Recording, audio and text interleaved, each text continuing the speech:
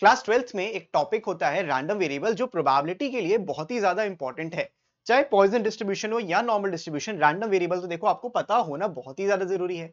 तो अगर आपने अभी तक नहीं पढ़ा है या प्रोबेबिलिटी भी नहीं पढ़ा है, तो इधर आई बटन पे क्लिक करो, आपको मेरी पूरी क्लास 12th अप्लाइड मैथ्स की प्लेलिस्ट मिल जाएगी, जिसमें मैंने हर एक चैप्टर को डिटेल में डिस्कस किया हुआ है। और अगर आप चैनल पे नए हो, तो मेरा नाम है ऋतिक राज एंड मैं इस चैनल पे क्लास 11-12 अप्लाइड मैथ्स के वीडियोस लाता रहता हूं। तो जल्दी से सब्सक्राइब कर लो, वरना ये वीडियोस मिस हो सकते हैं आपसे।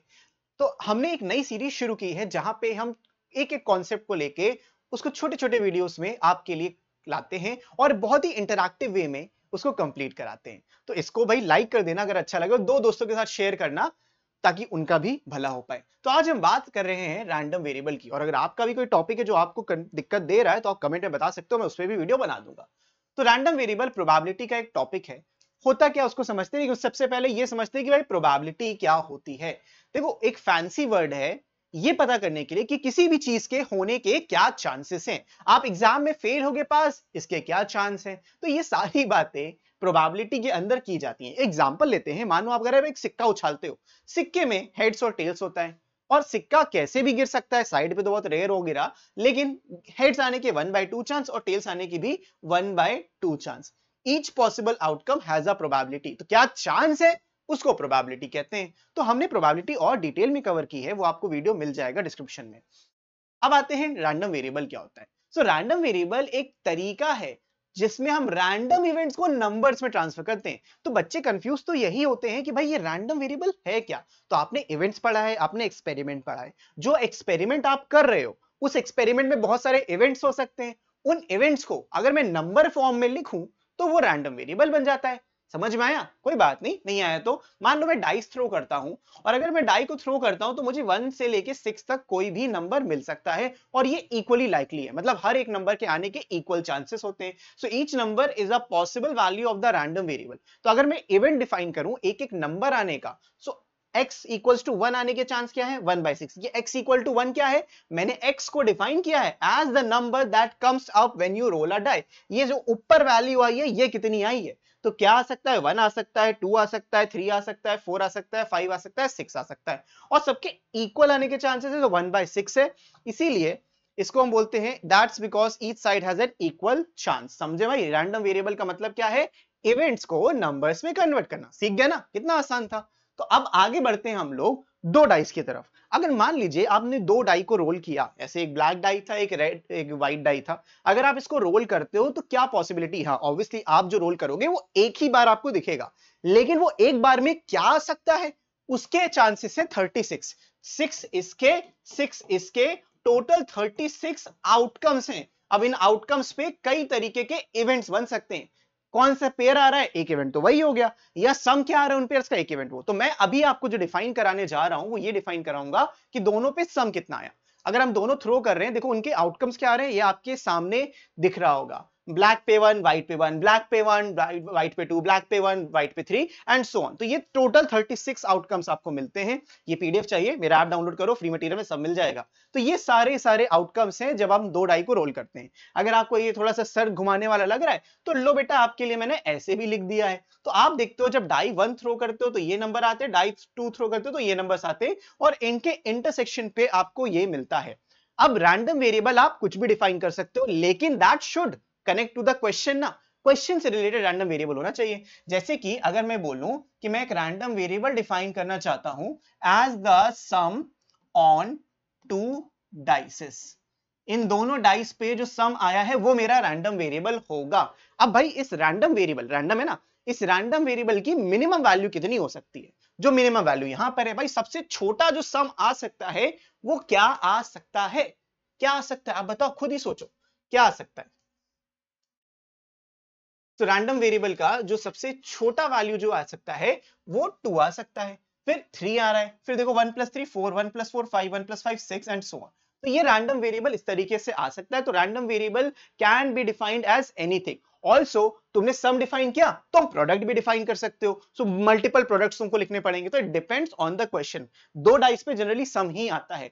इसको मैं कंप्लीट करूंगा, लेकिन उससे पहले आपको कुछ समझाना चाहता हूं, जिसको मैं कहते हैं हम प्रोबेबिलिटी डिस्ट्रीब्यूशन। तो जो रैंडम वेरिएबल के आउटकम्स होते हैं, अगर मैं उसको एक टेबल में लिख दूं तो वो बन जाता है प्रोबेबिलिटी डिस्ट्रीब्यूशन। जैसे हमने एक डाई को थ्रो किया था, तो क्या नंबर थे, 1 2 3 4 5 6, कोई भी नंबर आ सकता था। अब 1 आने के चांस क्या थे, 1/6। 2 आने के चांस क्या थे, 1/6। 3 आने के चांस क्या थे, 1/6।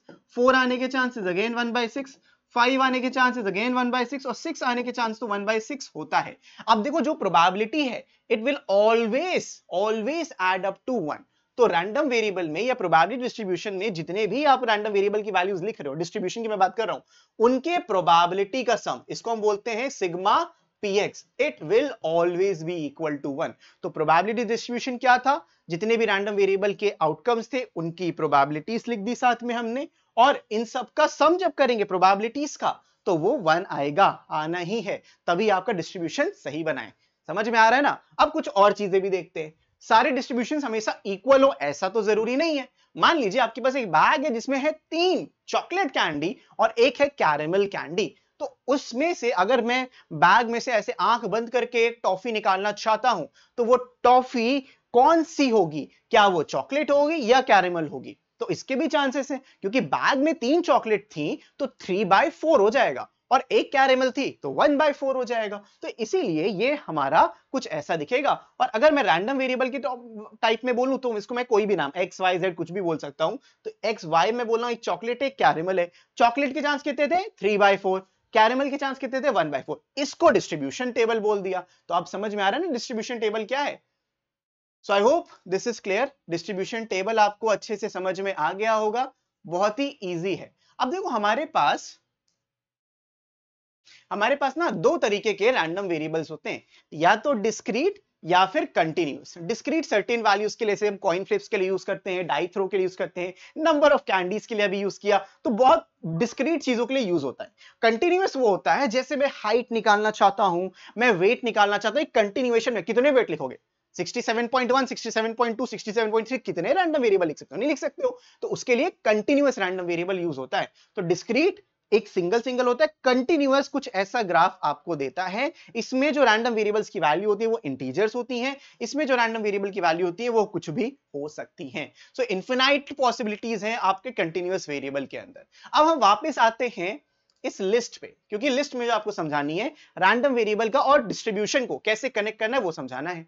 तो रैंडम वेरिएबल का मैं एक x लिखूंगा, और साथ ही साथ मैं यहां पे लिखूंगा p ऑफ x। x लिख लिया मैंने, अब मैं यहां पे लिखना चाहूंगा p ऑफ x। इसको जरा अच्छी सी लाइन बना दे, यस, ये x हो गया। अब मैं यहां पे लिखूंगा px। px मतलब probability of getting that number, यहां पे हो जाएगा p ऑफ x। तो मैंने थोड़ा सा बड़ा ही बना दिया। तो मेरा सम आ क्या सकता है, सम कितना आएगा, 1 + 1। तो x की क्या वैल्यूज हो सकती है, मैं वो लिस्ट कर रहा हूं। 2 हो सकती है, 1 + 2 3 हो सकती है, 1 + 3 4 हो सकता है, 1 + 4 5 हो सकता है, 1 + 5 6 हो सकता है, बराबर।